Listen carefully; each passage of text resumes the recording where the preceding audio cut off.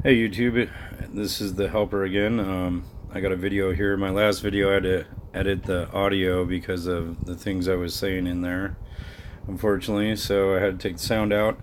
But this is another subject that I wanted to bring up. I did talk to Marfugel last night about this in his call-in show. Not a lot of people are talking about this, but this is Geordie Rose, the which brought D-Wave, and I mean he was helping with it, and he does a speech here about what he's doing with his new company Kindred.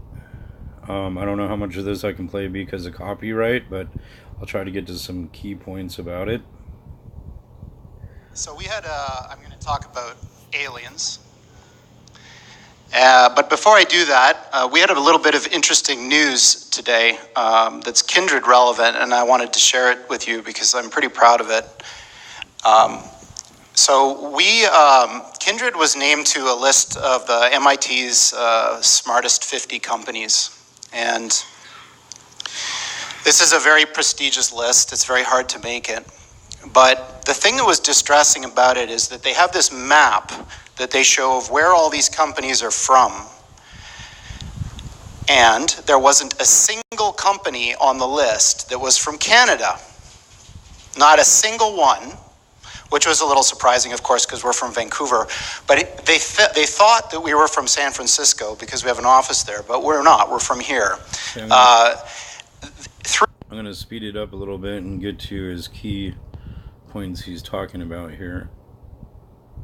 Pajamas, a whole bunch of stuff. You know, there's lots of interesting things that happen when you build something like a quantum computer. But just as an aside, because I thought it was fun, kind of a mental thing, like writing a novel or writing whatever. Imagine now that the thing is so much faster than Usain Bolt. Like, for example, it's a spaceship, yeah? It's eating, if this is true, yeah? So what does this have to do? 25% chance within 13 years of this thing that I'm talking about?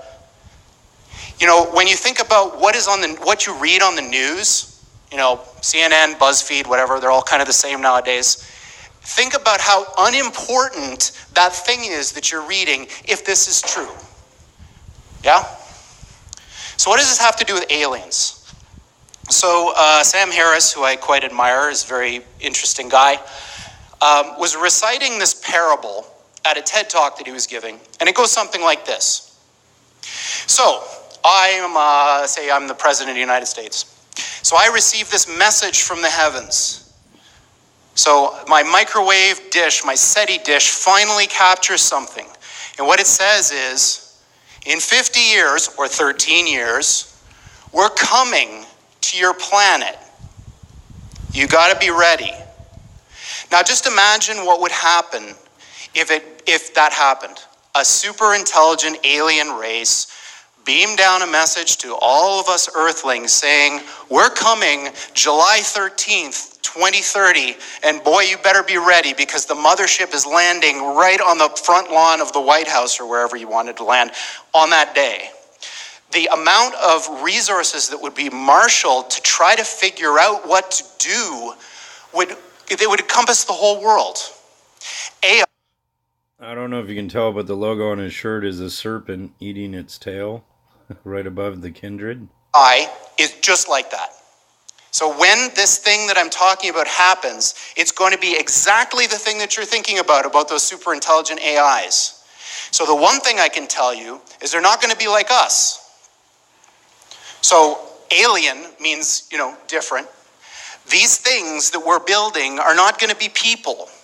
They might be really smart, they might be really good at all sorts of different things, but they're not going to be like us. They're going to be aliens.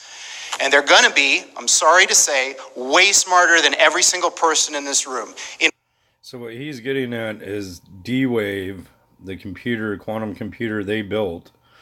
They send a problem into this computer. It taps into another dimension. And then in comes the answer to the problem from another dimension.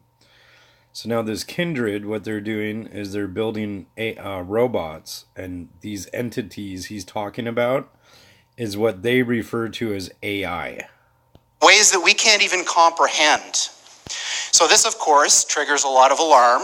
One of the guys who talks about this is Elon, who says things like this, like, when you do this, beware.